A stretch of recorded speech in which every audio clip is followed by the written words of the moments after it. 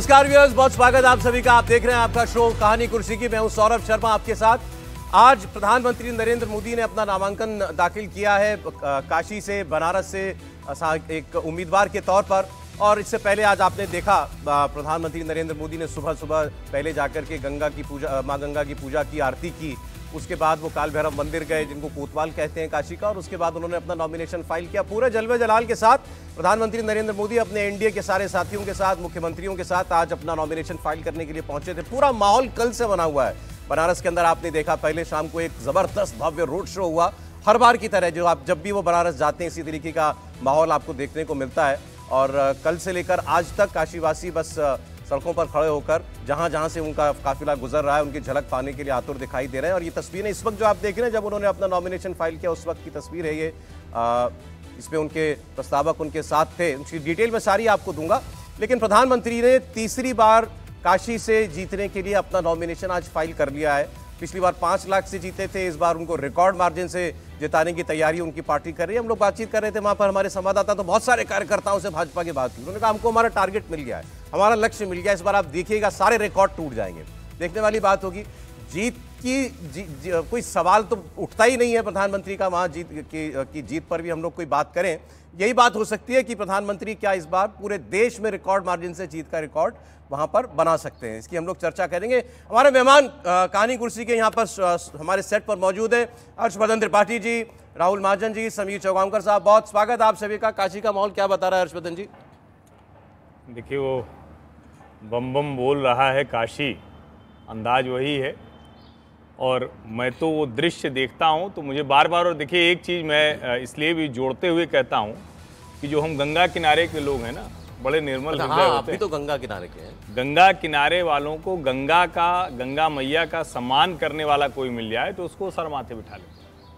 और अगर वो व्यक्ति उनका जनप्रतिनिधि है, सांसद है, प्रधानमंत्री की कुर्सी पर है, उसके बाद भी वो गंगा मैया को उसी सम्मान के साथ मिलता है, वही उसी तरह से आगे बढ़ाता है।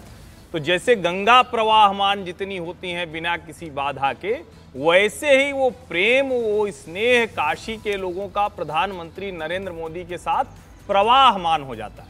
अब मैं जब देखता हूं तो मुझे ध्यान में आता है, और चूंकि ये सब चर्चाएं बड़ी कम होती हैं, क्योंकि आज तो चर्चा वही होगी जो कुछ सामने दिख रहा होता है, दिव्य भव्य या रोड शो का भव्यता, या प्रधानमंत्री गए तो कहाँ किस तरह से घाट सुंदर हैं। लेकिन आप सोचिए, प्रधानमंत्री नरेंद्र मोदी जब वहां के जनप्रतिनिधि बनने गए तो सबसे पहला क्या काम उन्होंने किया? सबसे पहला काम उन्होंने किया, सीवेज ट्रीटमेंट प्लांट का फाउंडेशन रखा। गंगा में जितने नाले गिर रहे थे, गंदगी गिर रही थी, उसको रोकने का काम किया गया।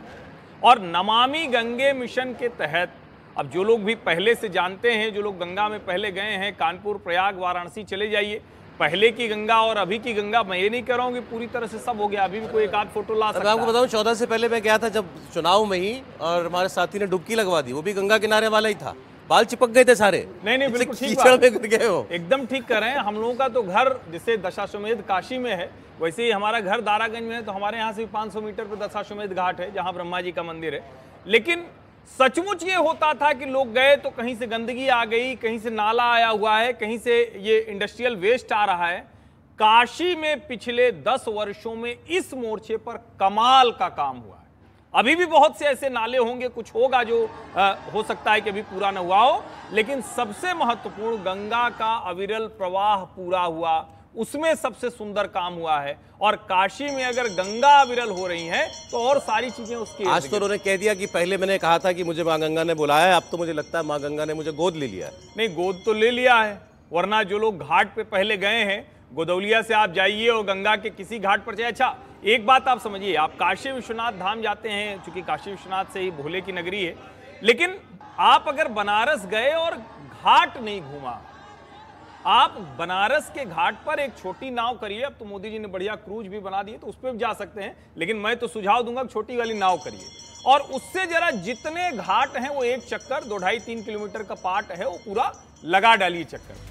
आपको देश और काशी के साथ हिंदू संस्कृति, हिंदू राजा, हिंदू विरासत, हिंदू सभ्यता और हम कितने गौरवशाली इतिहास को लेकर चलते हैं और उसका काशी के साथ गंगा के साथ क्या महात्म्य है वो दिखेगा, और उसको प्रधानमंत्री नरेंद्र मोदी संजो रहे हैं, पुनरुद्धार कर रहे हैं। और मैं एक बात कहता हूं, फिर से दोहरा रहा हूं कि काशी को कोई बना बिगाड़ नहीं सकता, चाहे प्रधानमंत्री हो, चाहे राष्ट्रपति हो, चाहे व्यक्ति हो, लेकिन जो उसका ऊर्जा का नव संचार किया है, जो वहां के लोगों के जीवन स्तर की बेहतरी कर दी है, जो वहां के लोग अपने फक्कड़ मस्त अंदाज में वहां की संस्कृति को लेकर चलते थे, उसको उन्होंने बेहतर जीवन स्तर के साथ जो आगे बढ़ाया है, वो कमाल का काम किया है। और मुझे लगता है जब वो कहते हैं कि मुझे मां गंगा ने बुलाया था, अब गोद ले लिया, तो अब गोद ले लिया मतलब जिस गोद में आप रहते हैं उसका सम्मान सबसे ज्यादा होता है, चाहे वो मां की गोद हो या गंगा मां की गोद। देखिए, गंगा जी की बात करना या काशी की बात करना, वैसे तो मतलब ये तो एक बहुत बड़ा विषय है, लेकिन प्रधानमंत्री ने 2014 में जब यह फैसला किया था कि वडोदरा के साथ साथ वो काशी से चुनाव लड़ेंगे, तो बहुत चर्चा हुई कि भाई काशी क्यों चुना उन्होंने। वो हिंदुस्तान भर की कोई सीट चुन सकते थे, उत्तर प्रदेश की काशी का चुनाव उन्होंने किया था। वो इसीलिए किया था क्योंकि ये काशी है। अभी जितनी बातें त्रिपाठी जी बोल रहे थे, इस पर हम लोग और 4 घंटा 6 घंटा बात हम लोग कर सकते हैं। आज जब वो अपना नॉमिनेशन फाइल कर रहे हैं तो एक सीट भर का नॉमिनेशन नहीं, काशी में प्रधानमंत्री जब जाते हैं तो इसका संकेत, इसका संदर्भ बहुत बड़ा हो जाता है। देखिए, वैसे भी अगर राजनीतिक तौर पर भी देखें तो संदर्भ तो बहुत बड़ा है ही। जब उन्होंने काशी को चुना होगा तो ये भी ध्यान में रहा होगा कि उत्तर प्रदेश है, उत्तर प्रदेश सबसे बड़ा प्रदेश जिसमें सबसे ज़्यादा सीटें आती हैं, उसको एक मैसेजिंग देना कि प्रधानमंत्री इस प्रदेश से लड़ रहे हैं, वो अपने आप में मैसेजिंग थी। और दूसरा, देखिए, अगर मैं इसकी बिल्कुल राजनीतिक उसमें जाऊँ तो 17 बार जो काशी में चुनाव हुआ है, जो वाराणसी में चुनाव हुआ है, उसमें टक्कर जो है वो जो है बीजेपी और कांग्रेस की रही, कभी बसपा या सपा वहाँ पे नहीं थी। एक तो वो ऐसी सीट है, एक हिंदू बहुल्य सीट है, वहाँ पर बहुत ज़्यादा जो हिंदू आस्थाओं का केंद्र है, भगवान शिव का केंद्र है, तो एक तो आस्था से जुड़ा हुआ जगह है, दूसरा उत्तर प्रदेश का संदर्भ है। तो ये सारी चीज़ें, देखिए, जब वो नॉमिनेशन आज इस बार भी करने जा रहे हैं तो ऐसा नहीं उन्होंने उन जातियों को भी ध्यान में रखा है, ऐसा नहीं है कि उनको ध्यान में नहीं रखा है। उसमें 2 ओबीसी जो हैं वो उनके प्रस्तावक हैं, एक दलित प्रस्तावक, मैं बता देता हूँ ना, ब्राह्मण प्रस्तावक गणेश्वर शास्त्री द्रविड़ जी, ये पहले ये ब्राह्मण प्रस्तावक हैं उनके, फिर बैजनाथ पटेल साहब हैं, फिर उसके बाद लालचंद कुशवाहा जी हैं, फिर संजय सोनकर जी हैं। 2 ओबीसी हैं, एक दलित हैं, एक ब्राह्मण।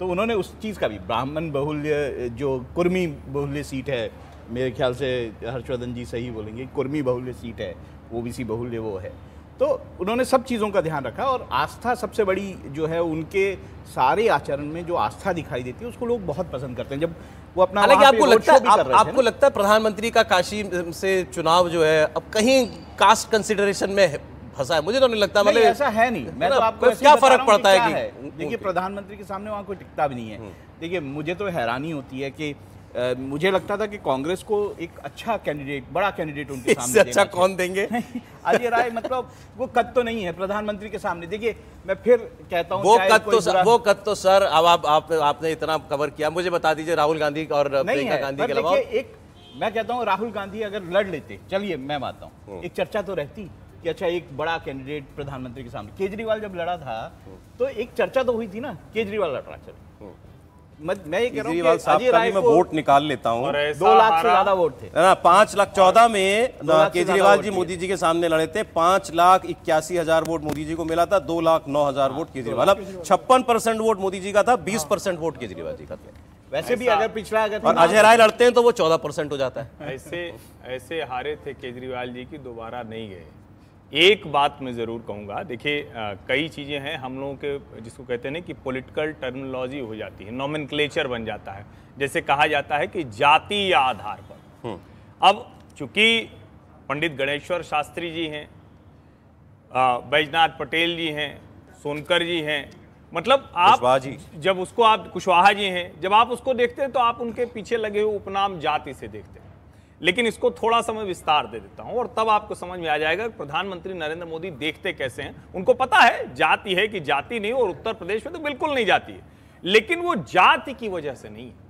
अगर जाति की वजह से होते तो दक्षिण भारत से आए गणेश्वर शास्त्री का परिवार काशी में, जिसकी कोई जनसंख्या नहीं, जिसका कोई वैसे नहीं, लेकिन गणेश्वर शास्त्री इसलिए कि काशी विश्वनाथ का जो प्रतिनिधि होगा सांसद के तौर पर, वो राम मंदिर का मुहूर्त निकालने वाला, दक्षिण भारत का शास्त्रार्थ शाला चलाने वाला, काशी में शास्त्रार्थ शाला चलाने वाला एक पंडित होगा, एक विद्वान होगा।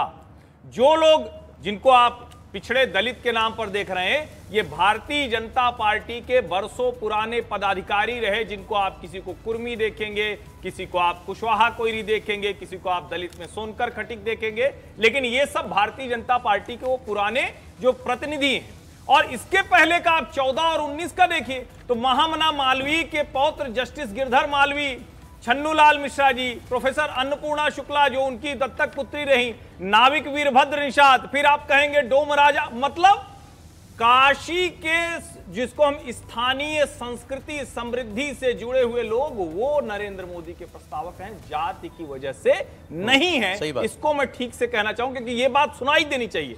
काशी के घाट, काशी की का बीएचयू, काशी की संस्कृति, काशी का मंदिर, काशी के लोग, उनसे मिलकर जो समाज बनता है वो नरेंद्र मोदी के प्रस्तावक हैं। और तब वो दावे के साथ कहते हैं कि हम काशी तमिल संगमम करते हैं, तब उनको कोई दिक्कत नहीं होती है। और इसीलिए देश के प्रधानमंत्री के तौर पर और देश के सांसद के तौर पर वो क्या स्थापित कर रहे हैं, वो भी देश को बहुत अच्छे से उसके मन मस्तिष्क में चिपकता है, अच्छे से बैठ जाता है। प्रोफेसर संगीत रागी जी भी आ गए। सर स्वागत आपका। पहले एक बार समीर जी, सर रिकॉर्ड टूटेगा इस बार बनारस में? देखिए बिल्कुल इसमें कोई दो राय नहीं। मुझे तो उम्मीद थी कि 2019 के अंदर भी रिकॉर्ड टूटने की मैं मान के चल रहा था कि जिस तरीके प्रधानमंत्री मोदी ने 2014 से लेकर 2019 तक विकास की गंगा पूरे देश के अंदर बहाई थी और जिस तरीके से उनका प्रदर्शन था मुख्यमंत्री प्रधानमंत्री के रूप में, और जिस तरीके से वाराणसी का कायाकल्प उन्होंने 2017 से शुरू हो गया था, क्योंकि 2017 तक वहाँ पर उत्तर प्रदेश में अखिलेश यादव की सरकार थी और योगी आदित्यनाथ के आने के बाद वाराणसी में जिस तरीके से विकास शुरू हो गया था, तो मुझे लग रहा था कि 2019 के अंदर भी प्रधानमंत्री मोदी देश में सबसे ज़्यादा वोटों से जीतेंगे, या मैं कम से उम्मीद कर रहा था कि प्रधानमंत्री मोदी 5-5.5 लाख वोटों से ज़्यादा जीतेंगे।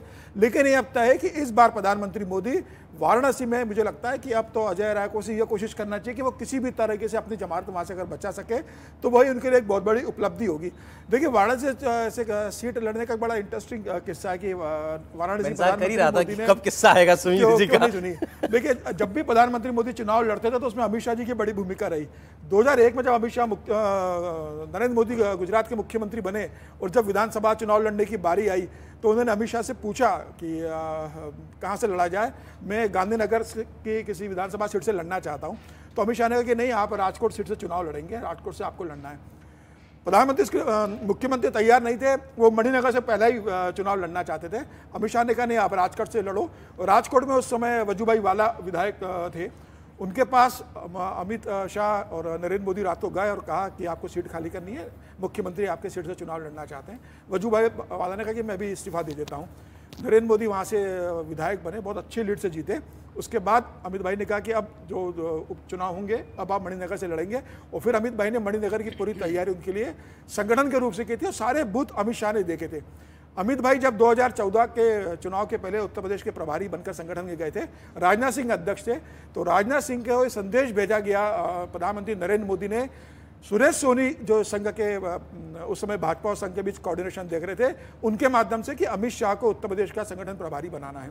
अमित शाह को राजनाथ सिंह ने उत्तर प्रदेश का संगठन प्रभारी बनाया और यह तब तय हो गया था कि 2014 में प्रधानमंत्री मोदी उत्तर प्रदेश से लड़ेंगे और ये अमित शाह तय करेंगे कि उत्तर प्रदेश में उन्हें किस सीट से चुनाव लड़ना है। अच्छा। अमित शाह ने उत्तर प्रदेश की सारी 80 सीटों का अध्ययन किया और बाद में नरेंद्र मोदी को ने कहा कि आपको वाराणसी से सीट लड़ना है, और फिर मुरली मनोहर जोशी जी से वो सीट खाली कराई गई।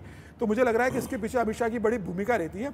और जब 2014 में नरेंद्र मोदी वाराणसी से लड़ रहे थे, उस समय मुझे भी वो कवर करने का मौका मिला था। उस समय अरविंद केजरीवाल लड़ रहे थे, कहा जा रहा था कि अरविंद केजरीवाल बहुत चुनौती पेश करेंगे, मोदी जी 1 लाख 1.5 से जीत पाएंगे।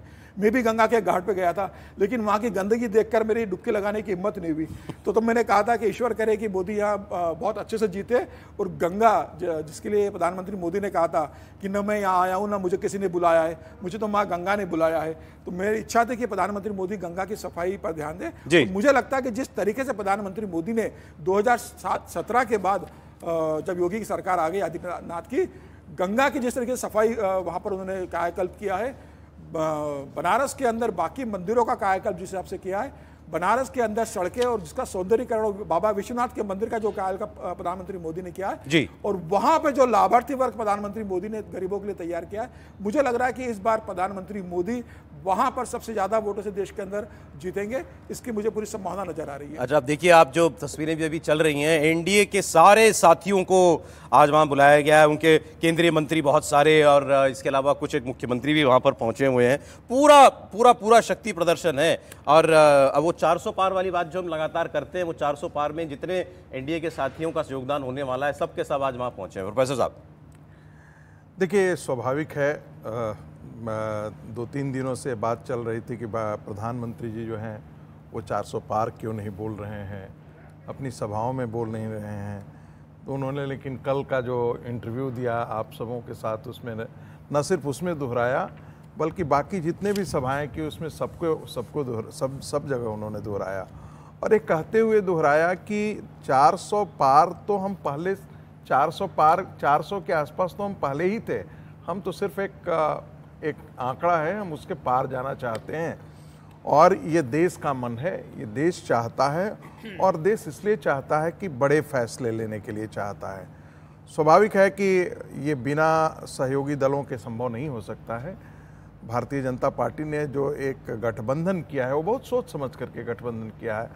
देखिए, दक्षिण में जो है वो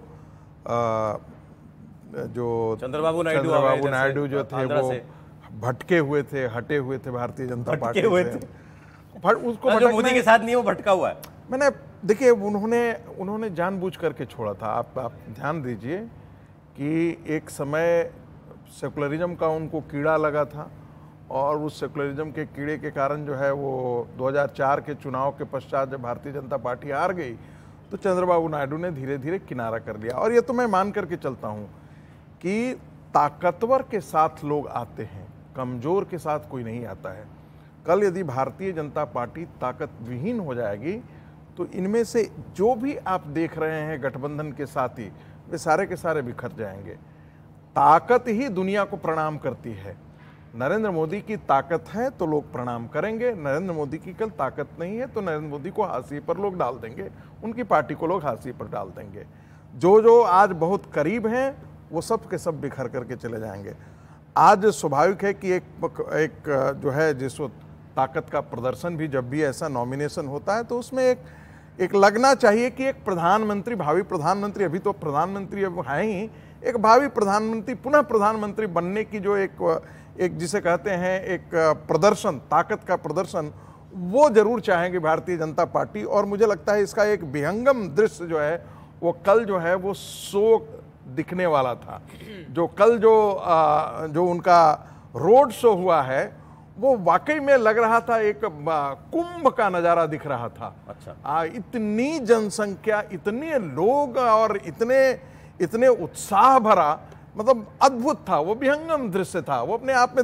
मुझे नहीं कोई याद है कि इतना रोड शो इस प्रकार का कोई मुझे नजदीक में नहीं। 2019 का भी रोड शो मुझे इस प्रकार का रोड शो नहीं दिखा। इसलिए मुझे कह रहा है कि कल का जो था वो अद्भुत प्रधानमंत्री का स्वागत किया। और मुझे लगता है कि भारतीय जनता पार्टी के जितने बड़े बड़े नेता हैं वो कई दिनों से वहाँ पर डेरा डाले हुए हैं। कई संगठन मंत्री जो हैं वो प्रदेशों के अध्यक्ष जो हैं वहाँ जाकर के डेरा डाले हुए हैं। कई जो हैं वो स्टेट के जो इंचार्ज थे जहाँ चुनाव हो गया है वो भी जाकर के बनारस में डेरा डाले हुए हैं। तो ये स्वाभाविक बात है कि वहाँ पर एक मंथन होकर के निकलेगा भी। और मुझे लगता है कि जो 5वें चरण, 6ठे चरण का चुनाव है उस पर भी जरूर प्रधानमंत्री वहां पर गौर करेंगे कि आगे हमको किस ढंग से। अभी उनकी एक मुलाकात होनी है अपने कार्यकर्ताओं के साथ, पदाधिकारियों के साथ, बिल्कुल, और रुद्राक्ष कन्वेंशन सेंटर में, और लगभग 850-900 वहां पर कार्यकर्ता होंगे। ये नहीं, कुल 2000 के आसपास 2000 क्षमता है, क्योंकि उसमें एक बड़ा हॉल है और 2 छोटे हॉल हैं। और ये भी प्रधानमंत्री नरेंद्र मोदी ने बनवाया। काशी में कोई बड़ा कन्वेंशन सेंटर नहीं था बीएचयू के अलावा। ये भी आप सोचिए, अब रुद्राक्ष ही है जहां सारे बड़े कार्यक्रम होते हैं। लेकिन चूंकि अब समीर जी तो कहानियां बहुत सी सुनाते रहते हैं, लेकिन कहानियां तो नहीं। लेकिन जब आप कहते हैं कि काशी क्यों चुना, तो अब देश की सांस्कृतिक राजधानी है, अनंत क्षुण्ण काशी, भोलेनाथ की नगरी काशी।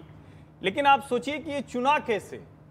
चुना ऐसे कि जब 2 साल के लिए गृह मंत्री, यहां के नहीं, गुजरात वाले गृह मंत्री, जब उनको जस्टिस आफ्ताब आलम ने तड़ी पार कर दिया था, कहा ना अपने राज्य में नहीं घुस सकते हो, गवाहों को प्रभावित कर दोगे, उस 2 वर्ष का इस्तेमाल उन्होंने गंगा घाट समझने में लगा दिया। उस 2 वर्ष का इस्तेमाल उन्होंने बनारस की गलियों को समझने में लगा दिया।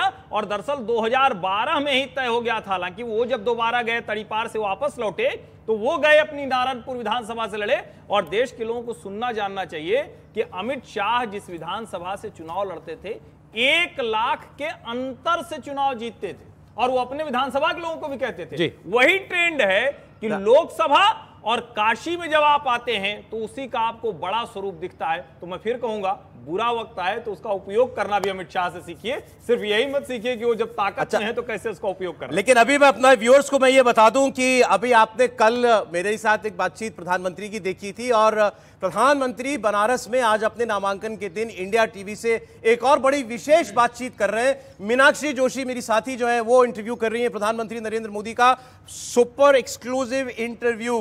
प्रधानमंत्री नरेंद्र मोदी मीनाक्षी से बात कर रहे हैं बनारस में। इस वक्त मैं आपको थोड़ी देर में वो इंटरव्यू आपके सामने रखने जा रहा हूं, लेकिन ये बातचीत हो रही है बड़ी खास दिन पर, बड़ी खास जगह पर हो रही है, बनारस में हो रही है, जिसके लिए प्रधानमंत्री ने कहा कि मुझे तो मां गंगा ने अब गोद ले लिया है। काशी के लिए कल उन्होंने मुझसे कहा था मैं काशी का सेवक हूं और हमेशा सेवक रहूंगा। उस जगह पर उस काशी में प्रधानमंत्री नरेंद्र मोदी एक बार फिर इंडिया टीवी से थोड़ी देर में बात करने जा रहे हैं। मीनाक्षी जोशी उनका इंटरव्यू करेंगे, वो आपके सामने हम रखेंगे। देखिए, प्रधानमंत्री नरेंद्र मोदी मैसेजिंग के मास्टर हैं, इसमें कोई शक नहीं है। और इस चुनाव में अगर आप देखिए, बड़ा स्टार्क कॉन्ट्रास्ट आपको दिखाई देगा इसी मैसेजिंग का। प्रधानमंत्री नरेंद्र मोदी कोई मौका नहीं छोड़ रहे अपनी बात पहुंचाने का। मुझे नहीं ये नजर आ रहा है कि मैंने कहीं कोई राहुल गांधी का कहीं इंटरव्यू कुछ देखा हो कहीं पर भी। उल्टा उनके लोग ये शिकायत कर रहे हैं कि प्रधानमंत्री क्यों इतनी बातें कर रहे हैं। बड़ी एक रोचक बात मैं बताता हूं राहुल जी, हाँ। एक लाइन बस जरूरी है। कई लोगों से जब कहिए, और मैंने भी कहा भाई इससे सुंदर क्या होगा, मान लीजिए कि अभी वो इंडिया टीवी को राहुल गांधी जी इंटरव्यू दे दें, अभी तुरंत दे दें, तो सौरभ जी भी कहेंगे कि अरे भाई थोड़ी देर के लिए आप लोग चुप हो जाइए, रोज ही तो आप लोग बोलते रहते हैं 2 घंटा तक कहानी कुर्सी की। तो कौन बोलेगा? राहुल गांधी बोलेंगे। क्या बोलेंगे? जो उनके मन की इच्छा होगी वो बोलेंगे। और इंडिया टीवी उसका प्रोमो बनाएगा, 4 बार चलाएगा, 6 बार चलाएगा, बिल्कुल जो वो कहते हैं कि हमें तो मौका ही नहीं मिलता है। अब सोचिए, प्रधानमंत्री नरेंद्र मोदी आज की तारीख तक करीब 32 से अधिक बड़े इंटरव्यू दे चुके हैं, छोटे इंटरव्यू दे चुके हैं, राह चलते इंटरव्यू दे चुके हैं, और अभी भी इंटरव्यू देने में कोई कमी कसर नहीं हुई है। अब सवाल यह है कि ये सब करने से राहुल गांधी, उनकी बहन प्रियंका, उनकी माताजी सोनिया जी, किसने रोका था? कौन मीडिया में है जो कह रहा है ना ना ना हम रोक दे रहे हैं? बिल्कुल किसी ने नहीं रोका। लेकिन मुझे जो बताया गया, डर है। उनका कहना इंटरव्यू में क्या डर है सर? मैं तो ये पूछ रहा हूं भाई, राहुल जी को बोल देंगे, बात तो करो, और ऐसी खबर मिल जाएगी कि आप लोग पूरा 2 घंटा वही चलाएंगे, राहुल जी आपको न्यूज दे देंगे और सब गड़बड़ हो जाएगा। उनकी पार्टी उनको प्रधानमंत्री बनाना चाहती है ना, इंटरव्यू देने में क्या संकोच है? फिर मुझे समझ में नहीं आ रहा। या देश का प्रधानमंत्री बात करने में कोई संकोच नहीं कर रहा है। देखिए, प्रधानमंत्री एक तो अपनी विषय पे बड़े मतलब उनका बड़ा कंट्रोल रहता है, बड़ा उनको जानकारी रहती है, इसलिए भी उनके लिए जो इंटरव्यू देना इतना सहज रहता है, उनको पता रहता है चीज़ों का। राहुल गांधी के साथ प्रॉब्लम ये है कि जब आप तीखे सवाल पूछेंगे, जब आप ऐसे मुश्किल वाले सवाल पूछेंगे तो वो फंस जाते हैं, आउट ऑफ सिलेबस हो जाता है। जो भी है, आप उसको जैसे भी बोल रहे हैं, आउट ऑफ सिलेबस हो जाता है, या जानकारी नहीं रहती है, या फिर भारत की संस्कृति और बाकी सब चीज़ों के बारे में, उसके लिए जानकारी संस्कृति की तो चाहिए ना लोगों को। जानकारी तो अंग्रेजी में भी चाहिए ना, अंग्रेजी वाला मसला, बिना जानकारी के तो नहीं होगा। नहीं, कई लोग जिसे कहते हैं कि हिंदी में थोड़ा भूल जाते हैं, जैसे हम लोग भाई हमसे कोई बात करे नहीं, वो अंग्रेजी में बोलेंगे, बट सीरियसली कोई अंग्रेजी में सोचता, अंग्रेजी या हिंदी की बात नहीं सर, जिसमें वो कंफर्टेबल है, क्यों नहीं बात कर रहे हैं? जानकारी देखिए, अब वो ये भी कह रहे हैं कि प्रधानमंत्री के साथ वो 1-to-1 डिबेट करना चाहते हैं, तो उसमें भी जानकारियां चाहिए होगी ना। वो मेरे साथ जो पॉसिबल है वो करे ना, तो उसमें मैं ये कह रहा हूँ नहीं सौरभ जी, हम तो चाहते हैं वो मेरे साथ 1-to-1 डिबेट करें। प्रधानमंत्री के लिए सहज है, चैनल चुनने, जगह चुनने, उनको जानकारी रहती है चीज़ों की, उनको कैंडिडेट्स की, उनको सीटों की, क्या हो रहा है देश में, इस सब चीज़ों की। लेकिन राहुल गांधी के जो आसपास के लोग हैं, शायद उनको उतना ना तो बता पाते हैं, ना राहुल गांधी खुद भी समझ पाते हैं ये सारी चीज़ें, ऐसा लगता है। क्योंकि मुझे इंटरव्यू याद है जिसके बाद सब खराब हो गया था, उसके बाद मैंने ऐसे कोई इंटरव्यू नहीं देखा। हो सकता है उनके मन में कुछ अविश्वास की भावना हो, लेकिन भाई ये मीडियम है, हम क्या है, we are just a medium, जरिया है मीडिया। आप इस्तेमाल करो ना अपनी बात पहुंचाने के लिए। आपको लगता है कि मुझसे अनकंफर्टेबल सवाल पूछे जाएंगे, आप और तैयारी के साथ आइए। सौरभ जी देखिए, राहुल गांधी हमेशा यंग एंग्री मैन की भूमिका में रहना चाहते हैं। आपको याद होगा कि 70 के दशक में, 60-70 के दशक में जो फिल्में थी वो एस्टैब्लिशमेंट के खिलाफ हुआ करती थी। एक अमिताभ बच्चन, एक आदमी इंस्पेक्टर आता था और सारे डॉन्स को मार पीट करके वो समाज को सुधार करके छोड़ देता था। बात करते कहाँ नाराज? नहीं, एंग्री मैन कहाँ से? देखिए, वो तो नरेंद्र मोदी तू तड़ाक एंग्री तो है, सुनते हैं कि ऐसा भगवान न करे ऐसा सही हो, लेकिन सुनने में तो ये भी आता है कि खड़गे जी को खड़गे तक की बोल देते हैं, बाकी लोगों को नाम के प्रथम ये से ही पुकारते हैं। जो भी हो, ये उनका अपना मामला है, निजी मामला है। लेकिन जो पब्लिक डोमेन में है वो ये कि वो मुद्दों पर बात नहीं कर सकते हैं। 5 मिनट किसी भी मुद्दे को ले लें, राहुल गांधी बात नहीं कर सकते, क्योंकि उनकी पकड़ और समझ नहीं है। और यही कारण है कि वो इंटरव्यू देने से डरते हैं। नहीं, उनके अपने जो मुद्दे हैं उन पर भी नहीं बात कर सकते। नहीं, मुझे नहीं लगता है। अब आजकल ओबीसी को कह रहे हैं, जाति जनगणना कह रहे हैं। देखिए सौरभ जी, सामाजिक न्याय बोल देना बड़ा आसान है। किसी भी चीज पर बोल देना, एक लाइन, एक टिप्पणी कर देना बड़ा आसान है। लेकिन जब उसके पीछे तर्क और उसके पीछे जब प्रश्न खड़े होते हैं, प्रतिप्रश्न खड़े होते हैं, तो उनकी जानकारी देना और उनके लिए तर्क खड़ा करना, ये आपकी बुद्धि पर निर्भर करता है और आपकी पढ़े लिखे आपके पास कितना कंटेंट है इस पर निर्भर करता है। मेरे ख्याल से देखिए, प्रधानमंत्री से तुलना करना या मतलब उनकी स्पीकिंग एबिलिटीज पर या उनके सब्जेक्ट्स की डेप्थ पर तो आप नहीं कर सकते। तुलना नहीं कर रहा हूं, मैं बिल्कुल तुलना नहीं कर रहा हूं। मैं उनके संसद के अंदर बोलते हैं कि ये चुनाव जो है प्रधानमंत्री और राहुल गांधी के बीच का है। जब वो राहुल गांधी जो है वो किसी और के सामने बात नहीं करना चाहते, वो कहते हैं कि प्रधानमंत्री को सीधा एड्रेस करते हैं, तो उस कारण से ये तुलना की जाती है। वो बीजेपी के लिए पॉलिटिकली बहुत सूटेबल है कि आप ये राहुल वर्सेस मोदी का नैरेटिव बनाइए। मेरा कहना है राहुल गांधी मीडिया से बात, कांग्रेस तो इस चीज से बचना चाह रही थी। देखिए, मेरा कहना है राहुल गांधी मीडिया से बचना चाहते हैं। कोई नाराजगी होगी, ठीक है, आप मीडिया से बात मत करो, लेकिन आपको और दूसरे मंच तो मिलते हैं जहां आप अपनी बात देश के पास कह सकते हो। पार्लियामेंट का इतना बढ़िया मंच आपको मिला था, क्या पार्लियामेंट का राहुल गांधी ने इस्तेमाल करा देश की जनता को अपना बात पहुंचाने के लिए, अपना संबोधन देने के लिए? प्रधानमंत्री मोदी के भाषण का आप देख लीजिए, पार्लियामेंट में प्रधानमंत्री बोलते हैं और राहुल गांधी को जब मिलता है बोलने का मौका, वो कितने मिनट बोलते हैं और किस तरह का बोलते हैं, ये फर्क आपको साफ नजर में आएगा। पार्लियामेंट में तो पूरे देश के लोग सुनते हैं, उस मंच का इस्तेमाल आप अपनी बात जनता तक पहुंचाने के लिए कर सकते थे। राहुल गांधी ने न पार्लियामेंट के अंदर अपनी बात रखने की कोशिश की, न सदन के बाहर सड़क पर अपनी बात रखने की कोशिश की। दूसरा, प्राइम मिनिस्टर के आप जितने इंटरव्यूज हुए हैं वो आप देखिए, हर इंटरव्यू में एक नया फ्लेवर आपको दिखाई दे। मैं आपको एक और बात कहना चाहता हूँ, ये बहुत जरूरी है आपके दर्शकों को जानने के लिए भी। देखिए, सबसे बड़ा उनके खिलाफ आरोप ये लगाया जाता था, या जो तथाकथित लोग आरोप लगाते हैं गोदी मीडिया कि भाई उनको प्रश्न पत्र पहले से दिए जाते हैं, सारी चीजें हैं, कंफर्टेबल सवाल पूछे जाते हैं। मैं पिछले 4 दिन के अंदर कम से कम 10-12 इंटरव्यू देखा, और यदि सवाल एक ही जैसा होता है तो यकीन मानिए कोई भी आदमी उसका 10 उत्तर 10 तरीके से नहीं देता है। प्रधानमंत्री के हर वाक्य, चाहे वो प्रश्न मिलता जुलता कहीं से भी हो, लेकिन उनका उत्तर जो होता है वो हमेशा अलग तरीके से बिल्कुल ठीक कह रहे हैं। और ये अपने आप में बताता, हम लोग तो कॉपी चेक करते हैं ना, इसलिए कॉपी चेक तो कल पेपर ही नहीं तैयार करके ले गए थे, तो देते कहां से? इन्होंने तो तुरंत तैयार किया। हर्षवर्धन जी, कॉपी चेक करने वाले हम लोग जो हैं, 170 कॉपियां होती है, उसमें हमको पता लग जाता है कि ये नकल कहां से है और कौन किताब से नकल किया है, कौन कुंजी से नकल किया है, ये सब हम लोगों को पता होता है। और हम लोग जानते हैं ओरिजिनल कहां से आ रहा है। तो इतना अंतर ये मास्टरी करने वाले लोगों को हो जाता है। उसी आधार पर मैं ये कह रहा हूं कि जो है वो हमने बहुत इसको गंभीरता से देखा। उन्होंने कई चैनलों को दिया, कई पत्रकारों को दिया, बड़े बड़े संपादकों को दिया, मोटा मोटी सवाल उसी से मिलता जुलता, मुद्दे तो सर वही रहते हैं, वही होते हैं इश्यूज। लेकिन उत्तर जो है, उत्तर देने की जो तरीका था वो हर में अलग अलग दिखाई दे। अरे मैं आपको बता रहा हूं, मैंने जब बात करी कल उनसे, अच्छा जैसे आप कह रहे थे वो बात सही है, मतलब कोई स्क्रिप्टेड इंटरव्यू नहीं, कोई सवाल पहले से बताए गए हो या मुझे बताए गए हो या हमने उनसे कहा हो कि कुछ नहीं ऐसा, बिल्कुल इम्प्रॉम्प्टू फेयर इंटरव्यू। वहां जाकर के बातचीत नॉर्मली शुरू हो गई और मैं कायल हुआ उनकी विट का। सबसे पहले जो स्पॉन्टेनिटी है ना उस Spontaneous जो आता है, प्रधानमंत्री response जो टाइम है वो कमाल बिल्कुल का है, खटाक एकदम, वो चीज सीखने लायक है। और मुझे लगता है वो सीखी भी नहीं जा सकती, वो आप में अगर है तो है, और वो उसी से आती है जिसकी आप बात कर रहे थे, depth of your subject and your experience. अच्छा, लेकिन राहुल गांधी जी भी तो वेद पुराण उपनिषद सब पढ़े हुए हैं, सब बताते हैं लोग, हम तो जानते नहीं क्योंकि राहुल जी से मेरा कोई परिचय कभी है नहीं,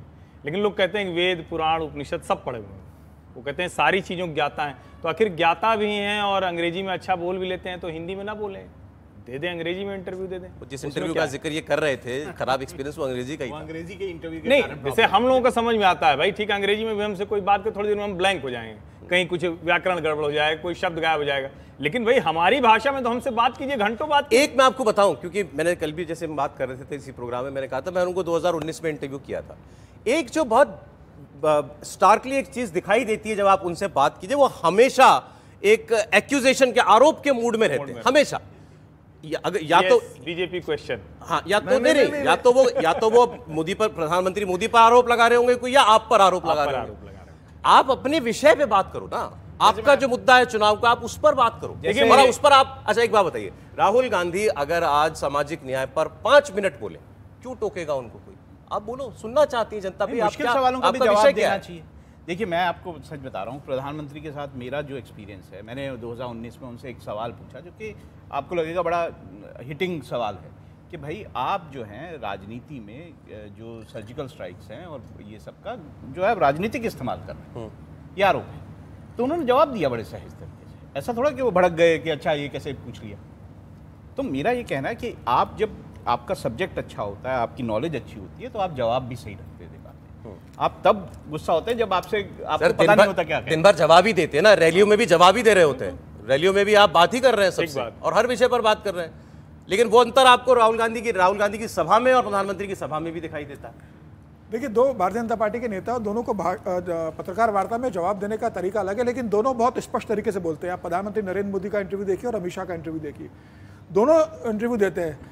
अमित शाह भी बहुत स्पष्ट बोलते हैं, लेकिन अमित शाह के इंटरव्यू की भी अगर आप राहुल गांधी से तुलना करोगे तो कहीं आपको यह नजर नहीं आया कि अमित शाह किसी प्रश्न से बच रहे हैं या किसी प्रश्न को लेकर यह कह रहे हैं कि आप यह प्रश्न जानबूझ करके पूछ रहे हो।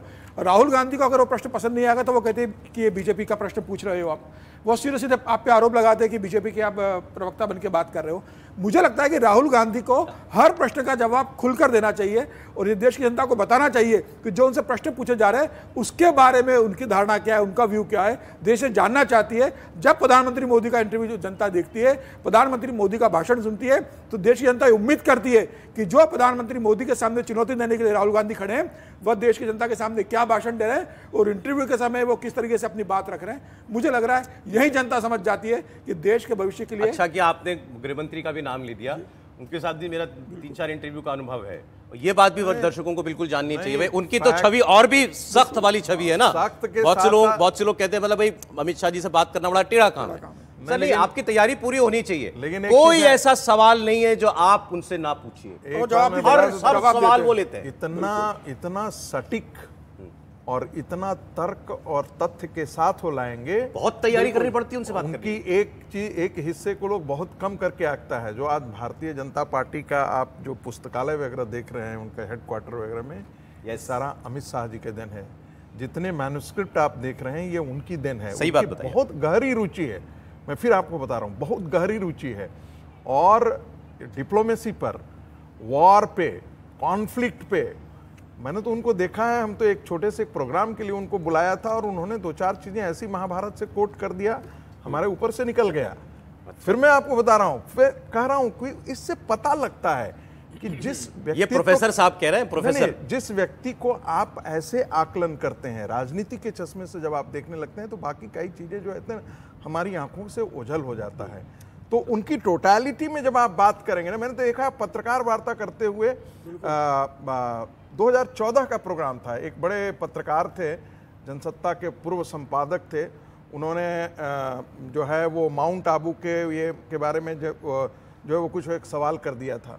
उन्होंने कहा कि आपको शायद आपने पढ़ा नहीं है, बड़ा ठसाक से उत्तर, जिसे कहते हैं ना, ठसक के साथ और ठसाक उत्तर। आपने पढ़ा नहीं है, उसमें वैसा होटल वहाँ बनाया नहीं जा सकता है, वैसी सुविधा नहीं दी जा सकती है जैसा आप दिल्ली में अभी यहाँ 5 स्टार में बैठे हुए हैं, क्योंकि वहाँ कानून लागू नहीं है। इसको पढ़ लीजिएगा। अब उनका चेहरा तो थोड़ा सा, वो संपादक महोदय थे, अब किसी संपादक को कोई नेता ऐसे बोल दे कि आप पढ़ लें, तो आप सोच सकते हैं प्रोफेसर को कोई बोल दे पढ़ ले, जो बात आप पहले कह रहे थे ना कि प्रधानमंत्री है। के हर इंटरव्यू का रंग, फ्लेवर जो है, कलेवर अलग दिखाई दे रहा है। बिल्कुल। दर्जनों 3 दर्जन इंटरव्यू लगभग दे दिया होगा उन्होंने। अब ये जो मीनाक्षी के साथ वो इंटरव्यू किया, ये बड़ा इमोशनल सा इंटरव्यू है। अच्छा, प्रधानमंत्री कई बार जो है अपने जीवन के संस्मरण जब याद करते हैं, पुरानी बातें याद करते हैं, तो भावुक होते हैं। अब ये भी एक अलग फैसेट है उनकी पर्सनैलिटी का, एक अलग आयाम है। ये हर कोई करता है, लेकिन जैसे अभी आप लोग अमित शाह की बात कर रहे थे ना, अब अमित शाह गृह मंत्री रहे हैं, आतंकवाद उन्होंने गुजरात में खत्म कर दिया, गुंडा मवाली को निपटा दिया, तो सब उनको कहते हैं कि वो सबसे बड़े गुंडे हैं। अरे भाई, देश का गृह मंत्री है तो सबसे बड़ा गुंडा वो नहीं होगा तो क्या कोई अतीक अहमद मुख्तार अंसारी होगा? लोग योगी आदित्यनाथ को कहते हैं सबसे बड़ा गुंडा है, तो कहेंगे और कोई होगा क्या? गुंडों को कानूनी तौर पर संविधान के दायरे में राइट टाइम रखना, उनको उनकी जगह दिखाना, ये चुने हुए प्रतिनिधि के तौर पर उनका काम ही है। गृह मंत्री के होते हुए अगर कोई दूसरा गुंडागर्दी कर ली जाए तो ठीक नहीं। लेकिन अमित शाह के बारे में जो अभी एक प्रोफेसर साहब ने बताया, लाइब्रेरी का मसला, वो व्यक्ति पढ़ने लिखने और तथ्यों के मामले में और इतना वो काम करते हैं, उसकी वजह से चाहे उनकी पार्टी के भीतर के नेता हों और चाहे उनके विरोध के नेता हों, वो उनके सामने नहीं टिक पाते। इसलिए नहीं टिक पाते हैं कि अमित शाह कोई हर एक को किसी को हड़काते ही थोड़ी रहते हैं, लेकिन जब आप तथ्य तर्क पे नहीं टिक पाते हैं तब ये मसला होता है। अब इसका दूसरा पहलू, अच्छा भैया, नेहरू जी के भावना थी, बड़े वो भावना प्रधान व्यक्ति थे, बड़े इमोशनल व्यक्ति थे। इंदिरा जी बड़ी भावुक हुआ करती थी, अटल जी भी भावुक व्यक्ति थे, लेकिन ना, मोदी को भावुक नहीं होना है। हाँ, मोदी भावुक हुआ तो नाटक है। नहीं, वो नाटक हो तो नौटंकी कर रहे हैं, अलाउड नहीं है। इस देश के इंटेलेक्चुअल क्लास ने, जो एक बौद्धिक वर्ग है, उसने इस देश के कितनी बेईमानी का काम किया इस देश के साथ, कि देश के प्रधानमंत्री को इतने लंबे समय तक राजनीतिक सामाजिक जीवन में रहने वाले व्यक्ति को कह रहा है ना ना ना, तुम तो जो करोगे सब नौटंकी है, हम तो मानेंगे नहीं तुम्हारा। और यहीं जाकर वो लगता है कि ये जो प्रीजुडिस है, ये जो पूर्वाग्रह है, और पूर्वाग्रह से भी बढ़कर एक हिंदी का शब्द है दुराग्रह, ये दुराग्रह है प्रधानमंत्री नरेंद्र मोदी के खिलाफ, कि उनकी कही हुई कोई बात वो मजाक में करते हैं, और जब आप दूसरे वाले को सीरियसली लेंगे ही नहीं तो ना उसकी रणनीति समझ पाएंगे, ना उसका कनेक्ट समझ पाएंगे, ना उसका पॉलिटिकल नैरेटिव समझ पाएंगे, और फिर 4 जून को जब परिणाम आएगा तो कहेंगे ईवीएम हैक हो गया, फिर यही बोलेंगे, और तो कोई रास्ता बचता नहीं, क्योंकि आपको कुछ समझ में नहीं आ रहा है। तो जो संपादक जी थे, अब जो बद्रीनाथ न गया हो 3 साल पहले, उसको नहीं समझ में आएगा कि पहली बार वहां एक चेन में से एक होटल खुला है। हाँ। अभी बद्रीनाथ धाम कॉरिडोर भी बन रहा है, क्योंकि पिछली बार कपाट बंद होने के ठीक 2 दिन पहले मैं गया था। अगले 2 सालों में बद्रीनाथ भी आपको केदारनाथ धाम की तरह बनता हुआ दिखेगा। अभी कोई उसका प्रचार प्रसार बहुत कुछ नहीं हो रहा है, लेकिन वो बनता हुआ दिखेगा। अभी मैं पिछली 2 महीने 3 महीने पहले ओरछा होके आया, ओरछा भी आपको 3 साल बाद अलग दिखेगा। और अगले 5 वर्षों में इस देश का सिर्फ इंफ्रास्ट्रक्चर नहीं बदलेगा, सारे रिलीजियस प्लेसेस बदल जाएंगे, जो काशी विश्वनाथ धाम की तरह आपको कनेक्ट करते हुए दिखेंगे।